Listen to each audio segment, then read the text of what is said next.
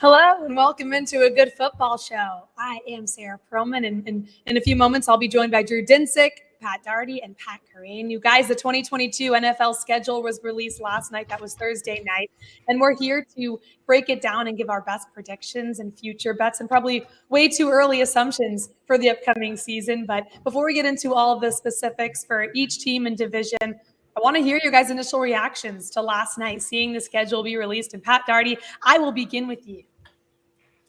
Yeah, I mean, my initial reaction was just everything the Bills are doing is what I'm interested in. They're my 2022 team of destiny. They're like the team. They're the most fun team with probably the most fun player now. I would say Josh Allen has maybe surpassed Patrick Mahomes as the most fun player. And, you get right off the bat in Los Angeles against the Rams, where sometimes these week one matchups have been a little shaky in recent years, where like someone retires or like the Super Bowl winning team isn't as good. Like the Rams are going to be just as good. The Bills are like the ascendant power. Just couldn't ask for a better kickoff game. Then the Bills just have juice ever. Bills at Chiefs in week 6, hosting the Packers in week 8, playing on Thanksgiving against the Lions. Like we get an actually good team in the early Thanksgiving game for once. So that was like what I kept noticing. Like, man, I'm just like jazzed about all these Bills games. And so that was my big takeaway is like, one big Bills game after another in 2022. I'm going to go to you as RotoPat, by the way. Other Pat. Yeah, we have 100%. You can call me Kerrane. Kerrane makes things easier. Kerrane. Let's go by last names. You can call me whatever you want. I'll understand. I'm the only female in the room. Okay, Kerrane, we look at the schedule last night. It gets released, and obviously the Rams and Bills, that one popped to a bunch of us. Drew has his Rams jersey on to get ready for the upcoming season. What are you most looking forward to? What popped? Well, so, the fantasy guys, obviously we're looking at the Bills, but I was looking at the Bills in week 17, where a lot of these like best ball tournaments and basically any kind of fantasy football tournament, you're going to need to be really strong in week 17. And the Bills play the Bengals in week 17. We get the AFC Championship game that wasn't. That one really jumps out as a fun one. Anytime the Bengals are in a position to pass a lot, I get excited. The Bills, I think, are a lock to be pass heavy. They're going to push the Bengals into a pass heavy mode. So that game should be a ton of fun. I think that just kind of classic setup for a shootout. Even if it is January 2nd, the Bills will pass through the cold. The Rams and Chargers, also a week 17 game. That's going to be a very, very exciting, fun game. Hopefully they'll be pushing each other a bit. You could maybe see more of a run-heavy script from the Rams side, but the Chargers should be pretty pass-heavy. So those games really jumped out as just fun ones that we're going to be stacking up in fantasy for Week 17. Drew? Yeah, I agree with all this. All Rams all again, or what are we thinking? Well, they did us dirty, giving us the Bills for our banner night. I don't know. I don't know about that call. Usually the defending champions get a little bit of a soft landing, so you get a celebration. That does not qualify. I saw some people thinking the Rams were going to go off at like -2.5 in that. No, that's going to be a pick 'em. In fact, I could see the Bills go off ultimately as favorites as people kind of continue to warm up to how good this Bills team is going to be this year. And realistically, I agree with just in general the sentiment. Week 17 looks unbelievable. Those two games that Kerrane mentioned, Rams, Chargers, Bills, Bengals, like it feels like they kind of set that up to sort of decide the MVP. Between Stafford and Herbert playing on in prime time on Sunday, and then Burrow versus, of course, my MVP choice would be Josh Allen in the primetime game on Monday night. So it's interesting the way that they backloaded the schedule like that in terms of those high profile games, and in general, I think they did a good job of putting some entertaining games across the board. Another general case for Josh Allen MVP. He's got a soft landing in terms of past defenses. He gets to play on Thanksgiving, so he'll have a lot of eyeballs on him. So, a lot of things kind of supporting that position. But yeah, I mean that the NFL season is going to be as good as we've ever had. There is general, there's what's the right word for it? Parity, I guess, across the league right now, particularly in the AFC. One of the things that obviously stands out, AFC teams have the extra road game this year. And so as you kind of look through every AFC team schedule, particularly those in the AFC West, it's like, wow, these are hard. Every one of those schedules is like sequenced, difficult. And, sequence is difficult and the opponents are especially challenging. So AFC West is going to be wide open, and those are going to be the must-watch matchups on the of the divisional ones, as far as I can tell you. Drew, yeah, like the Chiefs have like a 4-game stretch where it's like 85 Bears, 2,000 Ravens, 2022 Bills, and I too wanted to say, we mentioned like the good teams. We would be remiss not to mention the best bad games, which of course is Week 1, the Seahawks hosting the Broncos. And the NFL. You know what? I'm excited for that game. No, me too. Seahawks are going to be a good team. Don't get me wrong. I like the under on the Seahawks, and we'll get to that later on. But yes, Russell Wilson going back as a Denver Bronco is going to be fantastic. I say the NFL just immediately screwing with Pete Carroll like that. And then the real game, like the Super Bowl. They had to make sure Carroll was still there. Yeah, it's true. The Super Bowl of the 2022 season is Week 16, Thursday Night Football, Jacksonville Jaguars at the New York Jets. Circle it. Are you counting down the days? Yeah, I actually am. Circle it now. It's Thursday, December 22nd, folks. That's the game where they that's like a test case. Like, will people? What will people watch?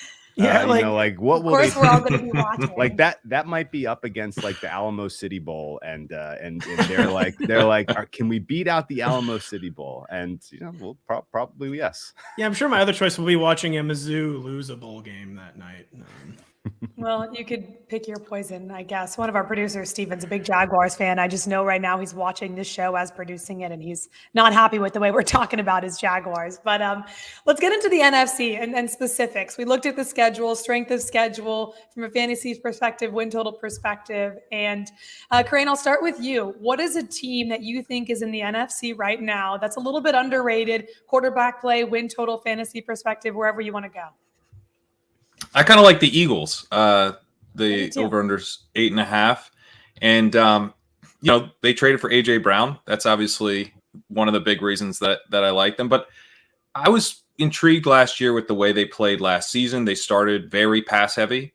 I believe they set the team record for fewest running back carries in a game early in the season. But then they went really run-heavy in the back half of the season. So, they're willing to kind of experiment. And when you have A.J. Brown coming in and you've got Devontae Smith entering his second year, you got a really good pass-catching tight end. Maybe they're willing to, put the pedal to the floor a little bit more. I also think the Commanders are potentially a team that could implode. I'll get to them. Implode. Okay, good. I was like, what, are you saying the over? Explode? No, so implode. Yeah. I think and I'm not a Daniel Jones guy. So, or what is the reasoning behind that? I'm curious. I have no. Commanders. It's very much a Carson Wentz thing. I mean, you look at what he's coming from with the Colts. I think it's very similar to the Commanders. I think both teams have pretty good coaching staffs, but the Colts have a better line and a better running game, and they basically had to revert in the second half of the season to just hiding Carson Wentz. And I think Washington, who did the same thing with Heineke, is going to realize very quickly that they're in that same boat, but they don't have as good of a line and they don't have as good of a running game. So I think it's just going to put more pressure on Wentz, which he doesn't need. So if you've got the Commander situation not working out very well, Daniel Jones, I'm not a believer in. And so I just think the division for the Eagles is not that hard. I could even see the Cowboys being a little bit too run heavy and not really, without Amari Cooper, without Michael Gallup healthy to start the season, maybe they play a bit conservative, which has been kind of an issue for them at times. So I think the Eagles can get some division wins, and then their overall strength of schedule is quite easy. I like the Eagles, and I bet they're over 8.5. I got to look at this today, and a lot of the same reasons, actually. I think another year with Jalen Hurts. I love the A.J. Brown addition. Another year of head coach Nick Sirianni. I'm with you. I think they're actually the best team in their division with a good offense and favorable schedule. So I love the Eagles over 8.5. What about you, RotoPat? Eagles, NFC, what else? Well, I might talk the Eagles in a stunning reversal later for an under that I like.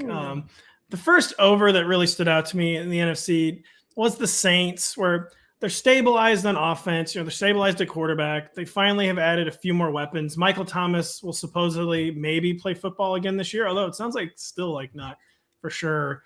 They have the right mind leading the defense. They still have a lot of high-end defensive talent. The Panthers and Falcons, are just two of the worst teams in the league. And I like the Saints, where I think it's still a good enough 53-man roster where even without Sean Payton, they can get over 7.5. And just for just a little too much talent, a little too much brain power, and just the division that is not good, over 7.5 felt pretty good for me for the Saints when I was perusing the numbers. Drew, I know you also like the Saints. We talked about it on Bet the Edge earlier in the week. I leaned a little under. You like the over. Is it the Saints or another team that you want to back the over in the NFC? I'm going to go with the Lions, and this is somewhat schedule based. I thought they got a pretty decent, shake here. And honestly, like, this feels like a little bit like the football gods are trolling the city of Detroit. Like, they're going to do just well enough with Goff this year that they're going to talk themselves into keeping him and they're not going to have enough draft capital next year to really kind of find a permanent answer at quarterback. But I thought in general, like, the talent that they've accumulated is very solid. That's a team that could sneak the 7th wild card spot potentially. And I think, rather than going over 6.5, which is plus 120 for the Detroit Lions, I'm probably going to swing away on the yes price for them to make the playoffs and see what happens, because overall the NFC North is pretty weak. And we mentioned that, they got a bad draw with the Bills on their Thanksgiving game, but I realistically think that that price, if you we've got lines up for basically everything. I think that's going to get shorter as we get closer to that game. People are going to talk themselves into the Lions being feisty. Some of it based specifically on their schedule being soft at the beginning here. So Lions, I think, win 9 games. I think they could steal a playoff spot. And 9 games. Yeah. Wow. You're talking way over. Well, 6. I mean, this isn't crazy. I mean, they were like the Eagles last year were in the 6.5 range. They won 9 games. Like, it's not unusual to see that type of leap, particularly when you have a team that's made up of as much young talent as the Lions have accumulated now. So, some of this depends on a guy like Jameson Williams' availability and how he kind of meshes with that offense overall. But I was mostly looking for, did they put Jared Goff in disadvantaged situations where he's going to be outside in the rain with his tiny hands? And I don't see a lot of those. So I think realistically, he's going to be just fine with leading this team. And Dan Campbell's got this team playing hard for him. So I think the Lions are the team that stood out to me in a positive light in the NFC. Drew, a real quick follow-up question where I talked about the NFC South as a weak division. You talked about the NFC North as a weak division. Before the pod, I was wondering, of those 2 divisions, which division has the better, like, second place team? We know the Bucks are the clear favorite in the NFC South. The Packers still the clear favorite in the NFC North. Like, I couldn't decide which of those divisions had the second best team. I know that's a mouthful. I think it's got to be the Saints. That's where I ended up team. Yeah. The Vikings are perfectly fine. They're very average. They likely to win 8 or 9 games this season. I won't be surprised. But they have some pretty significant flaws overall in that roster. And I think if you matched up Vikings Saints on a neutral, you probably have Saints -1. I kind of prefer the Vikings just because you have this potential for them to really embrace the pass this year. And they can embrace the pass compared to what they've been under Zimmer and still be kind of like a Rams type of balanced team. But you could have a big shift to the pass with them, which would be, I think, quite beneficial for them. I mean, using Justin Jefferson in some more creative ways, moving him around the formation more. I think there's some upside with the Vikings. I don't love their over at 8.5. I don't love the Saints over at 8.5, but between the two, I think I'd bet the Vikings. When I was looking at the NFC North and NFC South earlier this morning, it's kind of crazy. I mean, you have to play the favorite to come out of the division or probably not play it at all. Other divisions, you could find a lot of value, the AFC West, for example. But I think I side with both of you, with the Saints, maybe the Vikings. It's honestly tough because the rest of the divisions are pretty weak. So those are some overs that we all like, right? The Saints, I know we like the Eagles, Kerrane and myself. Are there any other overs that you guys have targeted in the NFC before we move to unders that you're like, hey, this is a good bet, get involved now? Kind of didn't want to say it out loud. Say it. But when I saw the Seahawks 6.5, I'm like, don't say it. I'm like, there's one thing Pete Carroll Walk can it do. Like the guy can at least organize like 7 victories. I don't know. And the whole division, I think, will regress a little bit this year. I kept it as my second one, kind of hoping you wouldn't throw to us for a second one, but you did. And I couldn't help but notice the Seahawks at 6.5. I'm on the opposite end of the spectrum. I don't know about anyone else where I think the Seahawks have an atrocious season post Russell Wilson era. They're not good. It's a Drew Lock saga. I don't know what to expect from this team. Their defense now has more holes. I like the under. It's juiced to -155, so I have not placed any money on the Seahawks. Anyone else have thoughts on Seattle? I like the under too. Thank you, Green, for not leaving me because I'm like, am I the only one seeing this under? And it looks pretty good. They could trade for Baker Mayfield and hit the under. Yeah, I wouldn't lay the -155 on under 6.5. Right. Later in this cycle, you're going to see some alt unders. I would take like under 4.5 if you could give me plus money on that. Like, because either Drew Lock works out and they, because so if there's one thing Pete Carroll does well, it's develop talent. Like that's kind of the last kind of card in it. He motivates his guys. He gets them, gets them playing hard for him. But he can develop some young talent. If he develops the young players on this roster, then they could win 7, I suppose, but the Drew Lock experience looks like a disaster waiting to happen. The team, is completely stripped of talent at so many different positions that matter, and they've tripled down now on the running back, even in this draft. I was going to say, Drew, maybe you don't know they have 3 good running backs. Have you not heard? Yeah, so those guys are going to be all kind of platooning to as pass catchers when they're down 21 in most of the games this season. I just don't. The vision doesn't feel like it's kind of in step with today's NFL really at all. And again, like Locke might be an absolute dumpster fire. So might be like I'll be completely frank. Geno Smith might win this job in preseason. I will not be surprised if Geno Smith ultimately starts week 1. What do you think if they acquire Baker Mayfield? Does over 6.5 look any better or no? It definitely looks better. It definitely looks better, but do you get the sense that they're interested in that at all? No, I get the sense that though they very clearly don't want us to think they're interested, and I just kind of don't understand how they couldn't. What do you think their win total would be? Let's say they get Baker Mayfield. What would the win total become? I think they keep it at 6.5. Yeah, but the juice, I think so juice too. Flattens a little. Just stays maybe more even to each side. Okay. We'll see what happens. We'll keep an eye on the Seahawks regardless with their win total, heavy juice to the under. So talked about some teams, and obviously I like the under for the Seahawks. That was one of mine. But let's go into some maybe overrated teams. You look at their win total, we're thinking this is inflated. I'm attacking the under. There's a lot of high win totals on the board, especially in the NFC. Kerrane, I will start with you. Unders you're targeting. Well, I talked about the Commanders, and that's probably my favorite. I think, they could definitely just crater. Although I do think the coaching staff's pretty good. So maybe they salvage it, but it's a too high of a win total for me at 7.5. The other one I like is the Bears.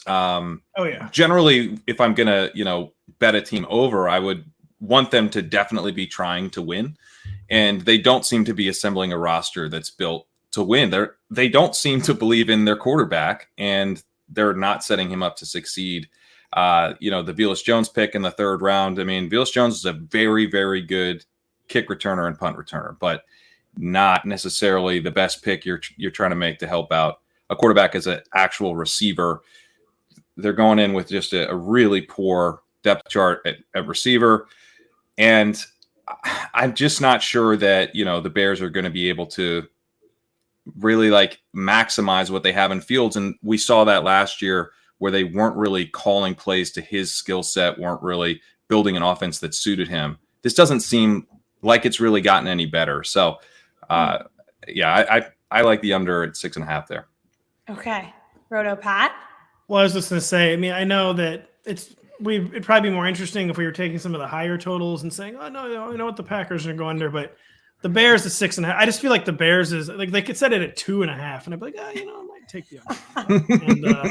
Or the odds aren't particularly enticing. Like if you're like a real gambler, which of course I'm not, but I just feel like there's no 6.5 just struck me as shockingly high for the Bears, where it's essentially an expansion level roster. They had the historically good defense in 2018. And they regressed surprisingly slowly off that. They stayed, even after Vic Fangio left, they stayed kind of a formidable defense for several seasons that that ended last year.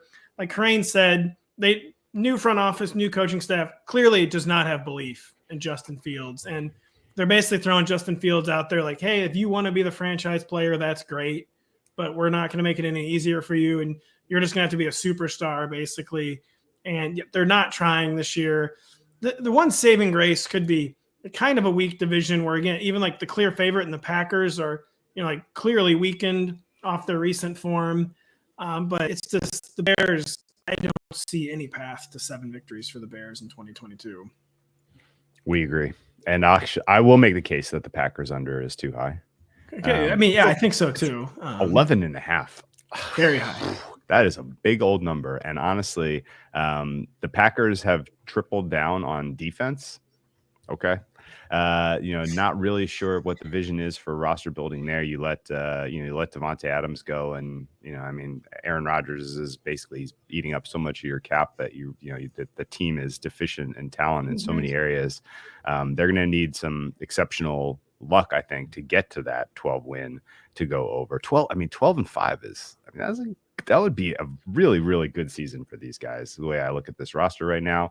And I wasn't intending to get involved in the Packers until we saw the schedule. But they got a couple of very, very rough stretches. The entire middle of the schedule, October 23rd to December 4th, they have 5 road games in 7 weeks, including at the Bills, including at the Eagles. And, and then their home games in that stretch, they host the Cowboys and the Titans, which are not, those are not easy games. So that 7-week stretch right there through the middle of their season, if they go 4-3, that's a victory for them. And there's 3 losses that you need out of the 6 to get you that under. It's not crazy to me that, the Packers ultimately win the NFC North with a 10-7 type of record. I think there's room for that under 11.5. And I would even find some under 10.5 at a better price than -125. There's some really high win totals. Go ahead. Well, I'm just curious, Drew, if you'd feel any differently if they sign a wide receiver, because it seems like they're going to sign somebody. And, I know like Jarvis Landry isn't moving the line or anything, but, it feels a little bit better for what they have in terms of the pass catchers if they bring in a Landry or Julio. And what if they sign both, Kerrane? They could sign both. Does that change anything for you? It doesn't move the needle for me a ton. Ultimately, could Aaron Rodgers turn one of those guys into which we've seen him do time after time. He could turn one of those guys into somebody that, to a much higher level than what we currently expect from them. That's entirely possible. But there are enough red flags with that organization overall and sort of how they're getting along or really lack of getting along that concern me. I had a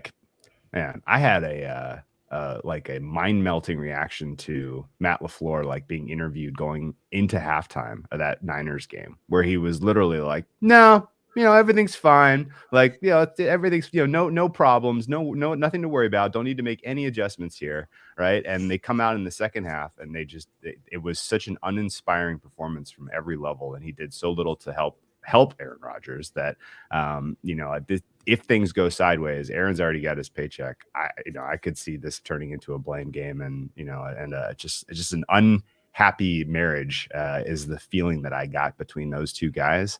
On top of the fact that we already know the general manager and Aaron Rodgers don't especially get along. So, a lot of red flags for me in Green Bay, and I think,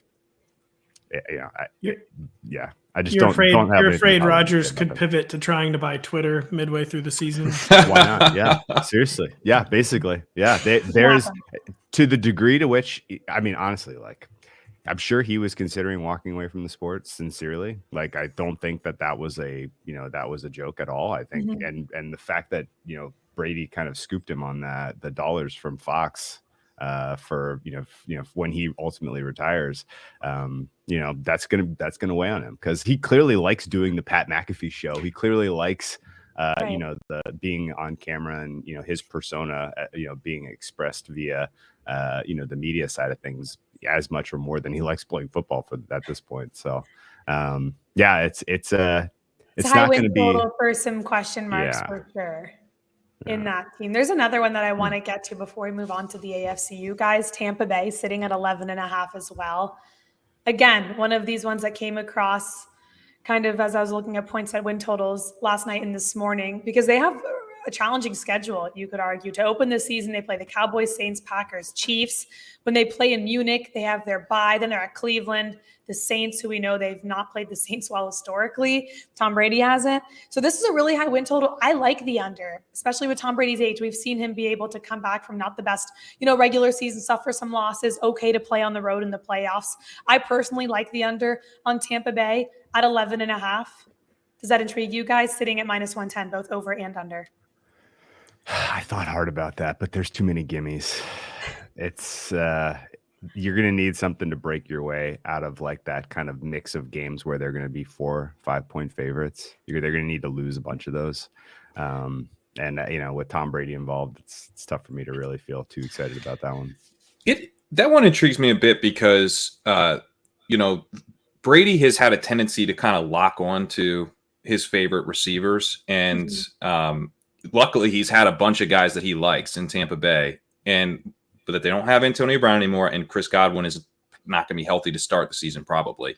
So you saw in the playoffs that they kind of changed up what they were doing with Mike Evans and using him on some more kind of shallow stuff so that Brady could kind of pepper him.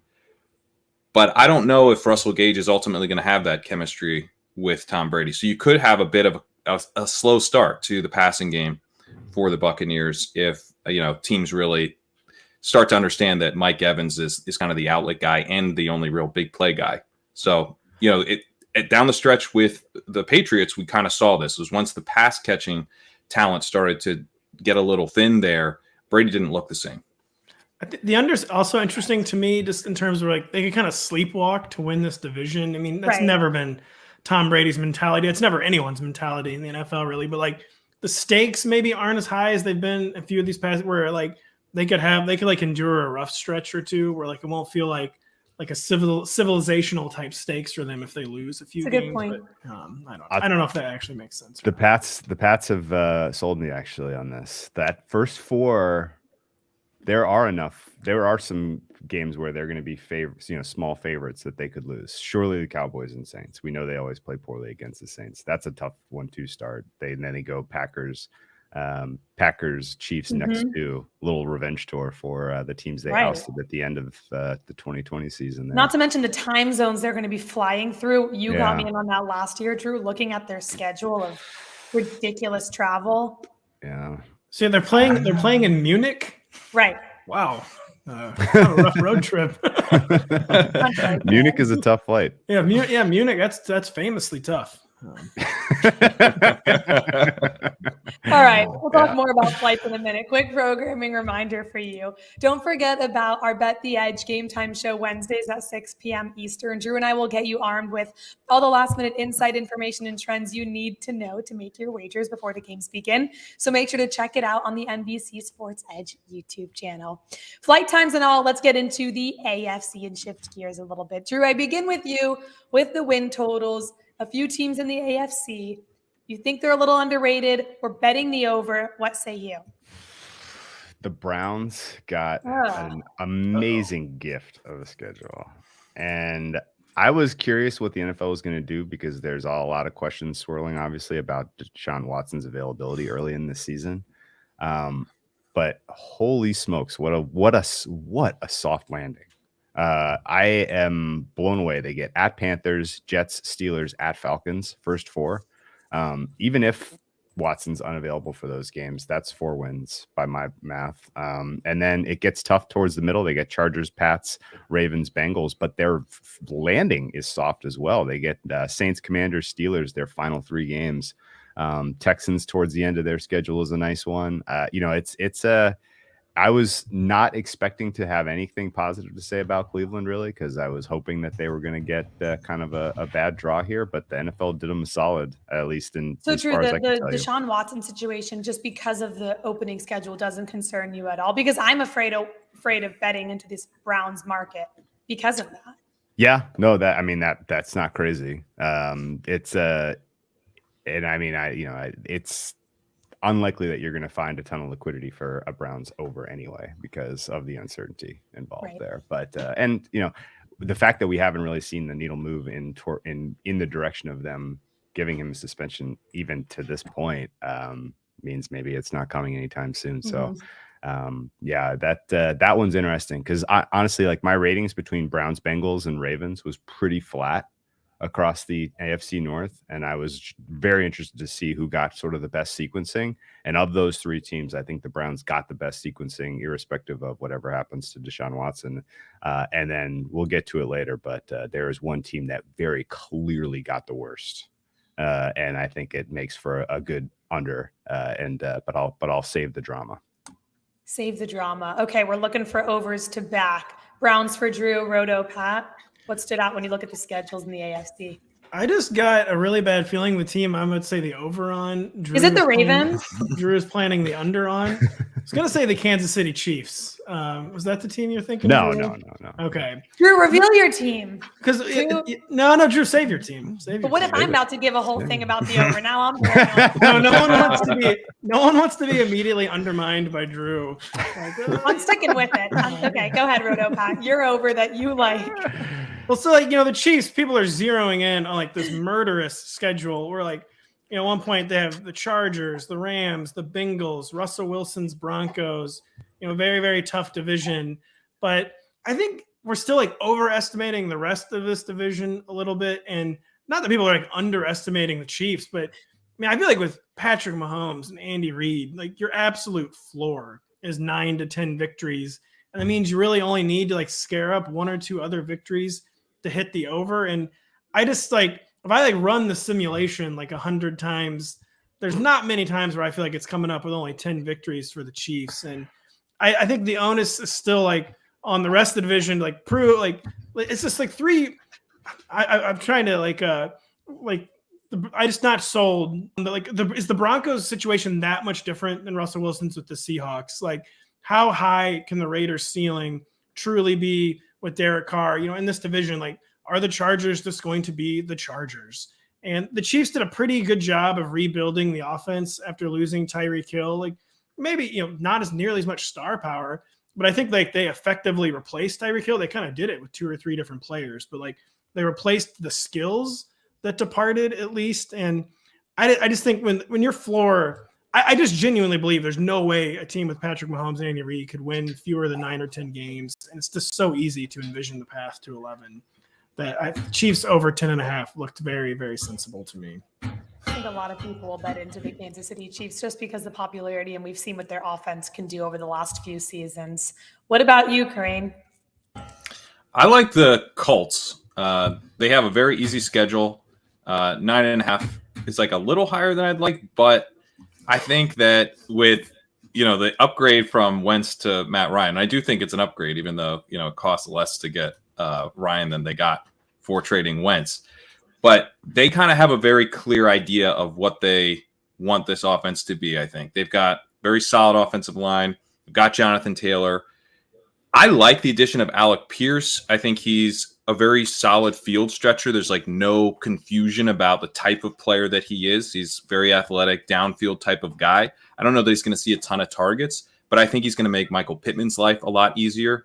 And I think Matt Ryan is going to, find operating behind this pretty good offensive line to be a lot easier than what he was dealing with in Atlanta. I'm also not a huge fan of the Titans this year. I think the Titans, it's a little shakier. I think, if I'm betting against the Jaguars, that always feels pretty comfortable. And the Texans, they don't scare me at all. So, this division makes me feel better about the Colts. And I think this is a well-coached team. So, I wish it was 9, but I do like the Colts. The over is juiced, over 9.5, minus 125 at PointsBet. Good schedule for the Colts breaking with Houston, Jacksonville, Kansas City, Tennessee. You're not high on them. Denver then in the first 5. I'm curious to get your opinion on Matt Ryan. One of our researchers, Johnny, is a big Matt Ryan lover. And Drew and I were talking to him off air for a little bit yesterday. And I started thinking about what he could do with this Colts team. What are your realistic expectations for Matt Ryan now at this stage of his career? One thing about Matt Ryan and the Falcons was just that I don't know if any quarterback in the NFL has taken more sacks over the past 3 or 4 years. And that could be part of Matt Ryan being Stonehenge now and having zero mobility whatsoever, but he's never had an offensive line like this. And I think more than anything, that was his problem the past 3 or 4 years. The Falcons tried endless solutions to fix their offensive line and just never came close to doing it. And now that, I mean, the weapons are not amazing on the Colts. They're about the same what Matt Ryan was working with last year. I mean, a little better than what he was working with last year, but just that he just got hit. So there were so many plays where Matt Ryan has never even had a chance the past 2 or 3 years. And if that biggest issue is fixed, which it should be with this offensive line, it is easy to see kind of like the late career Matt Ryan resurgence beginning. You also saw in the beginning of the year that the Colts were passing a lot on 1st and 10, and they were doing like all of these kind of small edge things that help the passing game. They use play action, they use motion, they pass on 1st and 10. They kind of packed all that in at the end of the season, and we're just running the ball. We're just hiding Carson Wentz. And I think they might get back to some of that early season stuff a bit, which helps quarterbacks, which helps, if Matt Ryan's, if a high percentage of his attempts are coming on downs in situations that are easy, he's going to have a better season than we've seen the last couple of years. Yeah, most completion under pressure last year, ironically enough, for Matt Ryan. And over, I like that. I'm very afraid that Drew is going to come on in our next segment and give the under. I'll say it. It's the Baltimore Ravens. Oh, yeah, okay, it's not it. I like over 9.5 wins. Thank you for sparing us, Drew. Thank you, Drew. I got nervous sweating that out for the next 2 minutes. I'm like, I like over 9.5, you guys. They got back 6 starters. We know awful injuries last season. Lamar Jackson, end of his 5th-year option of his rookie deal, playing for something. I love Lamar Jackson. And then they have this is an interesting one that Drew's really got me into over the last year, talking about looking at their odds throughout the season, seeing if you get a better price. And this is a team I think you can, because they have a really tough stretch early on. Dolphins, Patriots, Bills, Bengals. But then after that, really easy schedule, playing the Steelers twice. Obviously, we'll see how they are this year. And an easy flight schedule. If you look at where they're traveling, all pretty close at the end of the season. So the over for the Ravens, over 9.5. Love their coaching staff, getting a lot of players, backing Lamar Jackson. That is my favorite over in the AFC. Any other overs that you guys are looking to target before we bet some unders? I've got another Seahawks one that I didn't really want to say. But, I love that you save it for last. I love it. Pat, let's hear it. All I'm going to say is I saw 4.5 for the Texans, and I'm like, say what you will about this franchise. Lovie Smith does organize good defenses, which he did last year. It's a really poor division right now. I mean, it won't be poor if the Titans stay like at a high level, like a 10 or 11 win level. Then you have the Titans and the Colts making it a fairly difficult division, but it's not the world's best division. I think like this, they can like organize themselves to 4 to 5 wins alone, and it'll probably be close. But I felt like the Texans are going over 4.5. I'm going to send you. This is way more defensible than the Seahawks one. Okay, good. I don't know. I can't see them getting 5 wins. I mean, Whoa. Davis Mills, am I right? I don't know. Not right. I don't know. Are you? No. We're going to be doing the Jay Croucher head trader later at PointsBet in the show later, and I'm going to have to ask some of the spreads that he's probably thinking about for the Texans and how many points they could be dogs by throughout. Oh my gosh! Yeah, let's not do that. If you want something positive to hang out on about the Texans, like their roster is better than last year's. Last year's roster was like all time bad, and they still managed 3-4 wins. So yeah, it's not. Was it it's not 5? crazy. No, maybe it was 4. I think they went 4-13. That sounds about right. Yeah, that was a bad team last year, and they still managed their way to 4 wins somehow. One more win, and that's 5. Yeah. It isn't achievable. The check's basically cashing itself. Let's look at some teams that we're betting the under. Drew, Dinsick, under AFC teams. What do you got? Yeah, there's one that stands out above the rest, and it is last year's Super Bowl participants, runner-uppers, the Cincinnati Bengals. It's tough to wrap my head around a more horrific final month and a half of the regular season than what the NFL did to this team. Coming off of their bye, they got 2 tough road games, I guess. Steelers at Titans. And then it goes absolutely sideways on them. They get Chiefs, Browns, Bucks, Pats, Bills, Ravens to close the season. Is there more than one win in there? Like they're really, really, really going to be tested down the home stretch here. Sequencing, aside, like the overall schedule is very, very challenging. It's a team that I think a lot of people kind of were, looked past some of the luck that was involved with their run last year. Really, when it's kind of put on paper, they needed a lot of things to go right to win the AFC North in the first place. I think just because they got to the Super Bowl, you may be getting a little bit of an inflated price on the expectation of this team this year. They still have a lot of holes in the roster.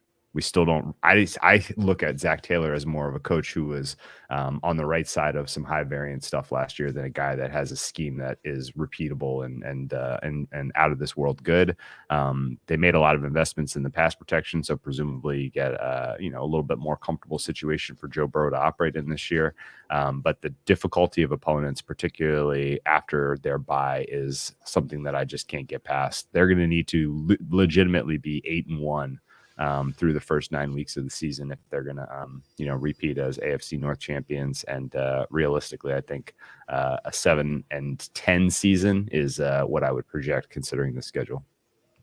Yeah, it's 9.5, the over under. What would it have been if they had just lost to the Raiders in the wild card round? Oh yeah. Mm-hmm. If the football doesn't doink off of the Bengals defender who was running backwards his helmet, and the Raiders score a touchdown at the end of that game, is this a 9.5? That's a very fair question. Mm-hmm. Probably not. Okay, so that's a good look for an under. I like that sitting at 9.5. RotoPat, any unders? Yeah, I mean, just kind of playing off the Chiefs theme, 10.5 just strikes me as very, very high for the Broncos.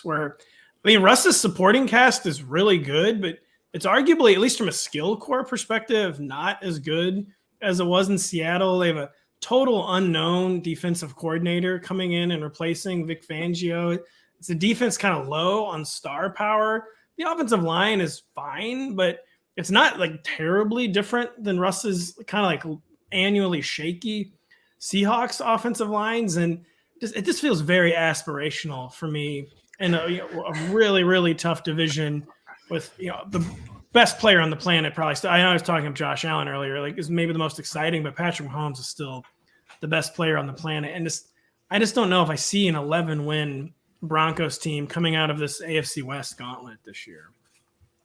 The AFC West is just going to beat each other up. That's half the battle, too, to try to get wins. Kerrane, an under that you're looking at that you think offers some value to people today? I'll stick with the AFC West. I kind of like the Raiders under. 8.5. That feels like they feel like the little brother of this division. You can talk yourself into Russ sticking with Herbert and sticking with Mahomes. I definitely get the argument against that, but I really do struggle to see Derek Carr doing that. And I think, the coaching change will make a difference. Mm-hmm. And I think they'll be playing probably more 3 wide receiver sets, tilting the offense more to the pass, which they'll need to in this division. But I mean, you could see Herbert take another step forward this year. You got Mahomes. It's just gonna be so tough for the Raiders, and they have a really difficult schedule overall. It's not just the division. So that's one I like as an under. And then another one I like is the Titans. I talked about liking the Colts. They have a tough. Their schedule isn't that tough to start the year, but they're in a difficult spot to start the year because they've got Robert Woods coming back from an injury. He's not going to be healthy, and I really like Treylon Burks as a prospect. But if you're relying on your rookie wide receiver, a rookie wide receiver is your number one option. Generally does not lead to a lot of passing attempts. Most teams are going to go run heavy when they've got a rookie as their number one guy. And the Titans are already extremely run heavy. I was not impressed last year with what they did off of the run. They ran a lot less play action than they did with Arthur Smith. And you also saw Derrick Henry, his efficiency was not the same. He took on a ton of volume. So, he got there for production purposes, but foot injury ends the season, and you did not see him with the same breakaway numbers, with the same rush yards over expected. That's a concern for me, as he's going to be 28 this season, that if you're dependent on Derrick Henry to kind of carry your offense through the early part of the season, maybe Derrick Henry is slowing down a little bit in the second part of the season. So overall, I just think the Titans are a pretty nice, comfortable under bet at 9.5. I like the Titans under look as well. Tough schedule. We'll see if Malik Willis causes a little bit of uproar in that locker room in general. You want to know an interesting stat that I came across? One of our researchers pointed out real quick in terms of Las Vegas. They had 10 wins last season with a minus 65 point differential. The furthest we can go back was 2003, but just to talk about their defense in general. But yes, the Raiders, I didn't place a bet. I kind of like the over 8. Now we're looking at 8.5. I don't know. That's a tough one. I'm staying away, but we'll get to division winners in a second. What did we just go through 5 unders there? Yeah. I think that's a clean sweep, honestly. We're going to come back into the season. We'll clip this. The Broncos one is especially interesting to me because you look at that schedule, they're going to be favored by more than 3 points in I think 2 games. Like it's too many coin flips to get to 11. Like that's a tall ask. Similarly, going back to the Bengals, I only have them as 3-point favorites in 4 games. This is going to be rough. This is going to be rough for some of these teams in the AFC to get above 500. I think. Yeah, it was frustrating, by the way, listening to Kerrane make so many good points about the Titans and just knowing they'll somehow win 12 games. I mean, worst case scenario, coach of the year, Mike Vrabel. Yeah. He's not actually a good coach. They also have a really tough schedule. If you look at the middle, after their weeks, they have a bye week in week 6. Colts, Houston, Kansas City, host Denver, Green Bay, host Cincy, and then they go to Philly, which I know we in our agreement that we think Philly's a good team. That's a tough schedule for the Titans this season. I love the under there. Weekends are better with MLB Sunday leadoff coverage presented by Uber Eats. Catch the Padres facing it against the Braves in Atlanta on Sunday, May 15th at 11:30 a.m. Eastern, live on both NBC and Peacock. To learn more, go to peacocktv.com/MLB. And if you want a chance to win $25,000 on the game, download the NBC Sports Predictor app powered by PointsBet and enter Sunday's free Grand Slam Pick'em contest. The time has come where our over-unders in the NFC and now the AFC are locked in. And I love a lot of our plays, but this is going to be fun as we start to look at the divisions and the futures market. And if we could hone in on one division, any division you want, let's begin in the NFC. I want your guys one pick where you feel most confident, juicy odds, whatever it may be, that you're like, I feel confident this team is going to win a division in the NFC. Drew, I'll start with you. What do you think? I don't see one in the NFC. Honestly, I was going to try to make a case for the Rams, but I think the Rams got a challenging schedule, and the Niners and the Rams are pretty close to an even match. So that was the one that I had hoped for. But it's going to be wide open. I think similarly, I was going to make a case for the Bucs, but that first 4 could be 0-4 for them. I think if there's a team that has perception has cooled a little bit. That may be slightly undervalued at this point. It may be the Dallas Cowboys, but they're minus 120 at PointsBet right now. That's not a bettable number. So I think in the NFC, you're going to have to wait until the first 4 weeks of the season are wrapped and then try to scoop some value on a team like the Buccaneers. Because, like we're talking, if the Buccaneers are 0-4 and some other team in the NFC South, like the Saints is 2-2 or even 3-1, then you might get a really nice price on the Bucs after that kind of extended preseason is over. And I think we haven't mentioned it to this point in the show, but the NFL is different now with the 17-game schedule, at least the way that the teams are approaching this. And, two things happen. We have a 17-game schedule and only one team gets the bye now. And so there has definitely been a de-emphasis on really pushing yourself through the regular season. And it's become much more of just how sharp are you at the end of the season and how healthy are you at the end of the season. And I think because of that, there's just going to be a little bit more, chaos in these markets this season. Okay, NFC, not really a true play. Kerrane, I see you. Yeah, I agree. There. No one jumps out as kind of the obvious ones, but I kind of like the Cardinals at plus 325. You've got who knows what the San Francisco 49ers are doing in terms of the quarterback situation. Maybe they're going Garoppolo again, but they're probably going Trey Lance. And they Lance didn't look that Beathard. Good. Yeah, they could go Beathard. Lance didn't really look that good in the limited sample that we saw, and they're not really putting on the media press about how good he's of an offseason he has, which is maybe slightly concerning for what he looks like right now. I think Lance has upside, but to get a good number on the Cardinals, where you maybe are just competing with the Rams, and look, I definitely want to bet against Cliff Kingsbury in the playoffs, but I think maybe he can captain them to a division win. I'll be curious to see if you Drew's can get a better number on the Cardinals, and we talk about trying to get the best number in the betting space because DeAndre Hopkins obviously not available at the beginning. Chiefs week 1 too. Chiefs week 1. Wait a few weeks, see how that plays out. I bet you can get a 5-1. Look Yeah. at the Cardinals. I like just that. want to, coming back real quick. I really wanted to be cold on the Niners, but they got 4 of the worst teams in the NFL in the first 6 weeks. Like no one was worse at betting the San Francisco Niners than me last season. So no, I was worse. No, I was for worse. sure. Awful. Read on that. For sure. But yeah, like if they're they get at Bears, Seahawks, at Panthers, at Falcons, all in the first 6 weeks. If there was ever a soft landing for a guy like Lance, that's it. So they could stink early and still be 4-2. It's a fair point to look at the Niners, their futures market. All right, RotoPat, NFC division champ. Anyone, any team that you think is a good bet right now? Well, Drew is making the counter case, and the odds are definitely not enticing at -304. But I just see no way the Bucs don't win the NFC South at the end of the day. And it's weird. Drew honed in on their extremely difficult schedule to begin the year, and he didn't even mention the Saints' extremely easy schedule to begin the year, which is at Atlanta versus the Bucs at Carolina. How is every team playing the Panthers in the first 3 games of the season? Versus the Vikings and versus the Seahawks. But I mean, what is the absolute ceiling of this Bucs team?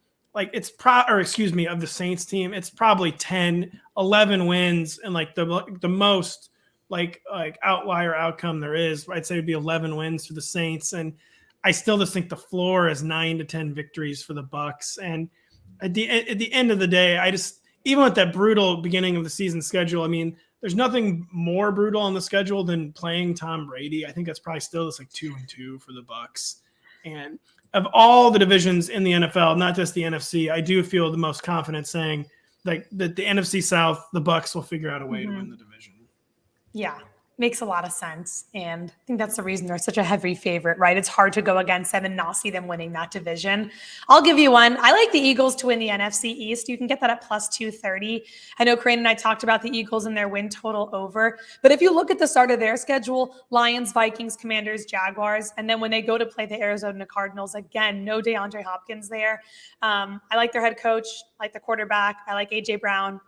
I like this team, honestly, clearly. So I'll take the Eagles at +230 with that juicy price with the Cowboys, and we could reevaluate as we get deeper into the season. But that's my favorite NFC East division team. But let's move on to the AFC. I think it's easier to find a little value, especially kind of live betting these markets. We've talked a lot about the AFC West. RotoPat, I'll start with you. AFC division winner, one that you feel particularly confident about. Again, yeah, there's not like amazing value with this pick. What is it at again here? I missed it. But I'm going to say the Buffalo Bills, where I think it's like the Bill. Yeah, it's -200. So again, not like, I just like view this like as who do I just like by the letter of the law, like ignoring the odds, think is the most likely to win their division. And I find it very difficult to make a case for anyone other than the Bills and the AFC who are, they're in like their finishing touches phase. As a team, they had like a finishing touches off season where they're just adding like, they add guys like Jamison Crowder and OJ Howard who are like role players, but like guys who make the offense like so deep, kind of like almost the level of the Bucs the past year or two, where like even if their entire first string got hurt, in theory they still have at least like a serviceable second string. They just have always made all the adjustments under Sean McDermott. The season was kind of going the wrong direction last year after Thanksgiving, but they made the adjustment where they finally fixed their running game. And it wasn't just from like running more though. Like they didn't just run for the sake of it. They finally just figured out how to run smarter. Like the too high safety disease affecting quarterbacks around the NFL does not affect Josh Allen the same way, since if you go too high look against him over and over again, at some point he's just going to run for 38 yards, tuck it and run. And the Patriots are not there. The Dolphins are not there. The New York Football Jets, not there. And I have a very, very hard time. I'm going total chalk with the Bucs and the Bills. But like this, it's not just like the division for the Bills is taking. I do think the Bills are like the overall NFL favorite in 2022. I think agreed. And we'll get into our way too early Super Bowl predictions, but I have a feeling a lot of us like the Bills out of the AFC. Kerrane, what about you? AFC division markets? Anything? Well, I think I may be stealing your pick. I like the Ravens. I think the Ravens are pretty nice, plus 200. I like Love the points that Drew made about the Bengals. We've got the suspension hanging over the Browns. Who knows what's going to happen there? And the Ravens they just weren't the Ravens last year. There's so many things that kind of went wrong, from the running backs getting hurt, so they couldn't operate the same hyper efficient rushing scheme they normally do. Lamar got hurt. The secondary completely just crumbled, and teams were able to just completely light them up through the air, forcing them to pass more. So they were just like playing left-handed all season. I think with Dobbins back, and I know losing Marquise Brown is going to hurt some, but they're another team that could sign someone. And Rashad Bateman, I think, is quite capable as, hopefully kind of a 1A or 1B type to whoever they sign. So I think they're going to probably get that part figured out. And then, I do think that having Dobbins back helps them a lot. And obviously, hopefully a healthy season from Lamar. Love that look. One of my favorites as well, for them to come out of the AFC North, plus 200. Huge fan of their head coach, which always helps when you're looking at win totals and future markets bets too, to make the right decision. So I'm all in on that. Let's go Ravens. Drew? Nothing on the NFC. I know the AFC. You got something. I'll go against you guys and take the Browns at 2-1, largely because I think they start 4-0, and I don't think that's even really that controversial. If I'm and will I come back and protect that if the Ravens drift out to 6-1? Yes, I think, because I see that as a 2-horse race. And I guess just in general, like, keep an eye out for a delayed suspension for Watson, like maybe the 2023 season. He misses the first 4 or 8 games or something like that, because of the way they structured that contract. Like, even if they suspend him, it doesn't really hit him in a financial sense if they do it this year. So the NFL may sit on that for a little bit. The other one that really stands out to me, a team that got pretty unlucky last year and has one of the most talented rosters, is the Los Angeles Chargers. Have not mentioned them to this point in the podcast, but plus 250 I think is a fair play. They get also get a relatively soft landing among the AFC West teams, and they have, for what it's worth, played the Chiefs extremely closely in the Justin Herbert era. So I think that's they realistically make sense at plus 250. So we have over 100 days. We have over 100 days till the football season, NFL season starts. But we do have to give our early Super Bowl predictions. I could see some of the teams and divisions that each of you like. Drew, I'll go back to you to begin here. Early prediction: who is meeting in the Super Bowl this year? Well, we're going to be Bills Mafia, ride or die here at NBC this season, by the sound of it. Josh Allen MVP, Bills to go to the Super Bowl in the AFC, I think is. Who are they playing? I'm not a stone cold lock guy, but if I was, that would be my stone cold lock. NFC, I'll give you a wild card and say it's the Rams. It's a Bills-Rams Super Bowl for me this year. It's the Rams jersey that had me guessing that you were going back to the well with the Rams. First game and last game of the season, the same game. Okay, love that. RotoPat. Yeah, it's the Mafia for sure. It's the year of the Bills. Everything's been building towards this since they lost that coin toss. The fates were so cruel to them. They will be rewarded in kind then this year. And I'm gonna go so chalky, and I do think that the NFC is such a strange conference. It was last year, it is this year. And like when there's chaos, like the one man who always seems to emerge is Tom Brady. And I do think it will be the Tampa Bay Buccaneers versus the Buffalo Bills in the Super Bowl. You know what? I'll just say it quickly. That's my pick. I got the Buffalo Bills jumping off tables. Bills Mafia party of one this girl with Tom Brady in his final season, leading them to the Super Bowl, and then he can go to Fox Sports after. I like the Bills playing the Bucs as well. Kerrane, you're the final pick for early Super Bowl predictions. Who do you have? Brady walking off into the sunset with another Super Bowl win just makes me so anxious that we can't let that happen. I'll pick the Chargers just to kind of mix it up here. Obviously the division's so tough, but if they make the playoffs, they can kind of emerge that way. And I think they're definitely making the playoffs, unlike last year, unfortunately. But I'll go with the Chargers. The Justin Herbert second year in the system. Maybe some fourth down calls go the right way. for Staley? Maybe Just some one. of that Please. analytics. Danny and I keep begging, let the us. analytics work once, please. So you're saying they're due. Yeah, Exactly. they're due. Analytics. That analytics will tell you they're due. I mean, you get I think a pretty nice price on them for just the quality of the quarterback. And it would be very billsy to lose to yet another very, very strong quarterback instead of going to the Super Bowl. So, and I guess I'll pick the Rams, since I can't stomach Tom Brady winning right as he goes off to Fox. Oh man! So I'll go Rams, and it'll be the LA Bowl. Fox covers the Super Bowl, by the way. What a conspiracy theory that's going to be for the tinfoil hat guys. Yuck. So, Pat Kerrane, you didn't pick the Bills, and we all did, so we're kicking you off the show. Okay. No, in all seriousness, thanks for being on the show. We have a limit in our streaming. We're going to welcome in PointsBet head trader Jay Croucher momentarily. So, Pat, thank you very much, and we'll talk to you soon. And I look forward to seeing the Bills in the Super Bowl, and we can replay this clip. You're fired, Pat. She was more diplomatic about it, but you have been fired. It's been fun. The NBC Sports Predictor app doesn't just stick to sports. This weekend, we're giving you a chance to win $5,000 on the Billboard Music Awards Sunday night.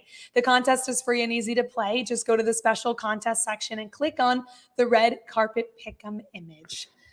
So we said bye to Pat Kerrane for a little bit because we welcome in Jay Croucher, head trader at PointsBet now. And we've discussed, as you've heard, Jay, all show long about win totals, both in the NFC and AFC. We all had our opinions on over-unders. I'm curious, from a PointsBet perspective right now, have people been betting a lot on win totals after the schedule release last night? And if so, where has that money come in on? Yeah, definitely. I think from the perspective of being able to just visualize how the season is going to progress, whether a team that might be a little shaky has a really tough opening stretch, I think people like to look at those things before they jump in to betting on these markets. So the two teams that have been bet the most with us have been the Eagles over 8.5. And most of that was after the draft because they had such a good draft. And then a little more out there one, which is the Jets over 5.5, who also had a really good draft. And I actually wouldn't mind that, except for the fact that the Jets have an absolutely brutal schedule. So I think the Jets will be much improved. They just might struggle to get to 6 wins because of the opposition they're playing.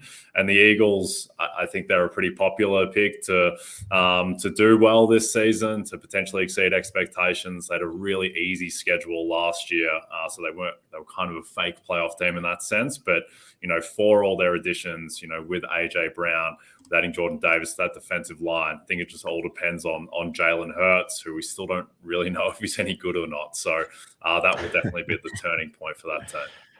Yeah, Jay, I want to jump in there real quick. That was why earlier I almost devil's advocated on 8.5 for the Eagles for the under, just because the teams they beat last year were the Falcons, Panthers, Lions, Broncos, Saints, Jets, Washington, and the Giants. Like the literal worst teams in the NFL. So that was like the one thing that gave me pause, and like not knowing if Jalen Hurts is like actually good. But they have so many fun individual players and like kind of a fun style, even though they're run heavy. So I understand why people are going in on them. Yeah, they're a strange team. I think they're probably almost the best, I guess, representation of a totally average team, where we make them minus 110 either side to make the playoffs. They're very good in a lot of areas, but not really great in any area. So yeah, they're probably a low ceiling, high basement team, but at the same time, don't really know where they're going to end up. Okay. Well, you guys at PointsBet, huge in Illinois, huge in Colorado. And there are two interesting teams to talk about in Illinois and Colorado, namely the Bears and the Broncos. It looks to me, at least the way you've juiced the Broncos price, that you are just asking people to play the over 10.5. Does that sentiment carry with it some specific, pessimism about that team? And then similarly, the Bears, very, very low total. Are you seeing some strong, some Bears fans run to the window and bet that over? Yeah, it's very nice of you to describe the Bears as an interesting team. We like to keep it politically correct here on the show.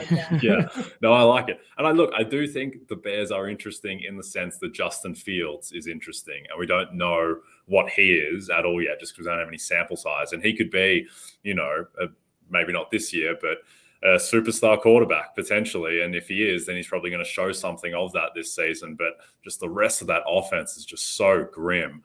So look, a lot of people are betting the over. I think that's more of a fandom thing than a scientific thing necessarily, for the same reason that the White Sox the past 2 years have been our biggest liability for the World Series. I think that is just a lot of our Illinois presence.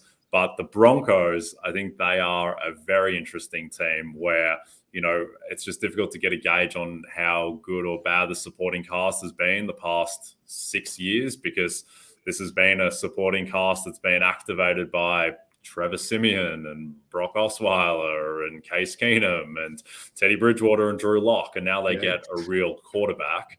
And they do have a nice start to the season the first 2 weeks. They go at Seattle where they're 4-point favorites, and they'll be big favorites home to Houston the following week. But after that, it does get tougher. And the reason why it is so heavily juiced to the under is that division is brutal. And then their last 6 weeks of the season, it's Kansas City twice, it's 2 LA teams, and it's Baltimore and Arizona. So they better have a playoff spot pretty much locked up before those last 6 weeks. Yeah, Jay, is the post-schedule money kind of like rushes in now? Just where are a few places that you are seeing value at the moment? I mean, does value even exist? I guess value exists right now.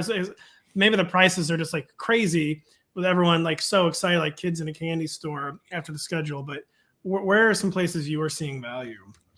So if I had to choose one win total on the board, and it was discussed before, it would be the Titans under 9.5. And where the things I'm looking for in win totals with making a play, two things: one, strength of schedule; then two, how much of last season's success was just based on luck. And luck, the easiest way to look at that is just how you go in close games. And the Titans went 6-2 in close games last season. That you would expect will regress. And then just with all their underlying numbers, they just weren't a 1 seed last year. They were a 1 seed, but not really.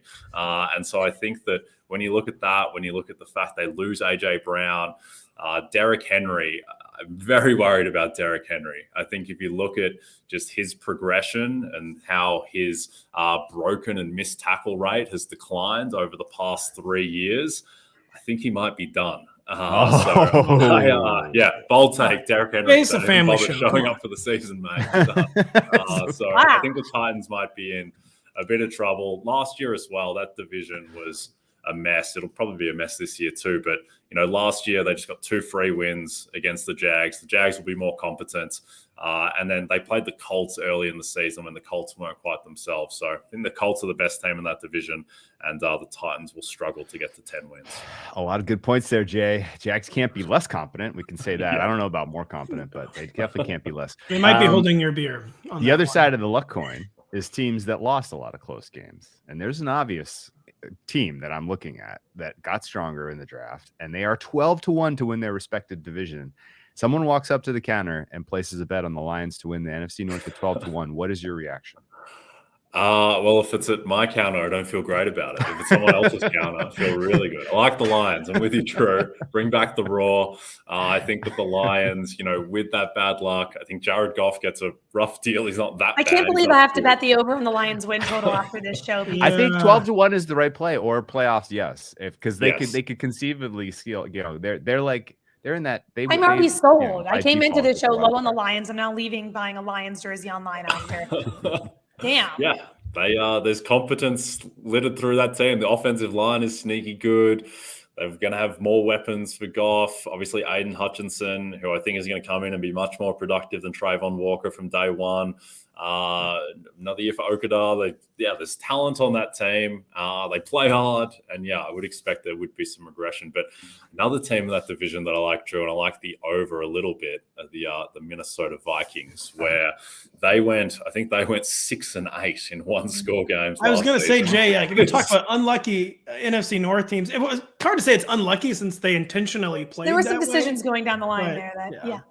Yeah, they I mean, it's just ridiculous. They played 14 1-score games last season, first of all. But I think with more health for Thielen, for Hunter, they had Zadarius Smith, new coach, Kirk Cousins, who's kind of become a caricature and a gimmick in the NFL world, is still a really solid quarterback. Justin Jefferson, OPOI candidates. Schedule's not too difficult. Division's not too difficult. So I think they are a team that could definitely get to 9 wins.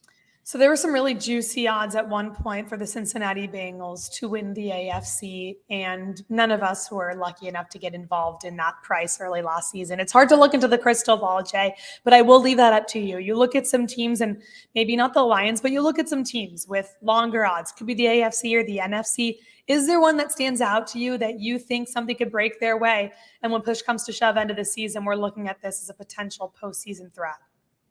Yeah, so I think if you're looking for long shots, just as a general rule, you're probably better off looking at the NFC just because the favorites are weaker in that conference. It doesn't have the Titans of, not the Titans, the Titan-like teams of the Bills and the Chiefs leading the way in the AFC. So I think you're probably better off looking for long shots, in a conference like the NFC where the favorite has a quarterback who's 67 years old and at any point Tom Brady might just not be Tom Brady anymore. At the same time, it's kind of difficult to find a team that you really like out of that group of, say, New Orleans, Washington, Arizona. None of these. Have you gotten any bets on these teams? Rather, yeah, people are constantly. Yeah. One team, the long shot in the NFC that's gotten the most activity are the Giants, who I think maybe improved this year. And look, I don't think they're going to win the NFC, but if you wanted a real long shot, you would want a high variance quarterback, who I think Daniel Jones still kind of is. And, you want variance in the form of a new coach as well, which Brian Dable is. So, look, I think the Giants might be a little surprising. Don't think they're going to win the NFC. But, look, if I was looking at a long shot across the two conferences, going against what I said before about staying out of the AFC, I look at Baltimore. I think that they are a team that is the most likely in the AFC to topple that duopoly of the Bills and the Chiefs. Just think that they would the most decimated team by injuries last year. They've still got an MVP quarterback. Their secondary is going to be fortified after it was sub-NFL standard end of last season. And I think they're the best team in that division. So I'd look at the Ravens potentially as a longer shot. Final question coming from me. What is the hardest team outside the Cleveland Browns because of their situation to price for this upcoming season? Yeah, well, outside of the Browns, who are the clear number one, in a way, I do think it is Denver, just because we just don't know so much about that team. It's a first-time head coach, Nathaniel Hackett, coordinators we haven't seen, and then Russell Wilson, who quietly wasn't that good last year. I know he's dealing with injuries, but he wasn't the guy who, 6 weeks into every season is suddenly the MVP favorite. And so how much of that was just fatigue with Seattle? How much of that was the injury? I guess we'll find out. But, if he is back to being Russell Wilson, the MVP candidate, then the Broncos, they do have weapons. They have a really high potential defense. At the same time, they play in a brutal division. So there's just a lot of push and pull factors with the Broncos, where I think the most likely outcome is they probably finish 10-7 and get a wild card. But at the same time, I don't think it would shock anyone if they won the AFC West, and wouldn't shock anyone if they missed the playoffs. So they're a very high variance team. Yeah, and obviously being in Colorado, you're going to take a lot of bets on them over at PointsBet, so it makes a ton of sense. AJ, thank you so much for the time and all the insight as we look forward to the 2022 NFL schedule. And I guess I'll say go Lions for the first time in my life. Bring back the roar. Thanks, Tim. Oh my goodness. And for everyone watching A Good Football Show, 118 days until the 2022 NFL season kicks off. But who's counting? Of course, us and everyone else watching this show. For Drew Dinsick, Pat Doherty, Pat Kerrane, and our good friend Jay Croucher, I'm Sara Perlman. Thanks again for being with us, and we'll see you next time.